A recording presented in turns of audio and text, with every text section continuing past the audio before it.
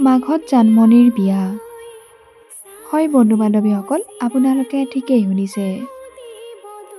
এইবাৰ বিয়াত বহিবলৈ ওলাইছে অসমৰ জনপ্ৰিয় অভিনেত্ৰী জানমণি খ্যাত অভিনেত্ৰী শ্যামন্তিকা শৰ্মা।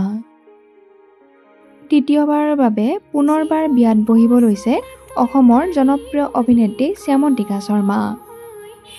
ইতিমধ্যে অভিনেত্ৰীগৰাকীৰ বিয়াৰ দিন নিচেই কাষত। হাতত মেহেন্দি লৈ কইনা হ'বলৈ সাজু অভিনেত্ৰী শ্যামন্তিকা শৰ্মা। যুগ্ম জীৱনৰ পাতনি মেলিবলৈ লোৱা অভিনেত্ৰী শ্যামন্তিকা শৰ্মাৰ হ'বলগীয়া স্বামীৰ নাম হৈছে মানস বৰুৱা। প্ৰয়াত মুনীন বৰুৱাৰ পুত্ৰ মানস বৰুৱাৰ সৈতে বিয়াত বহিবলৈ লৈছে অভিনেত্ৰী শ্যামন্তিকা শৰ্মা।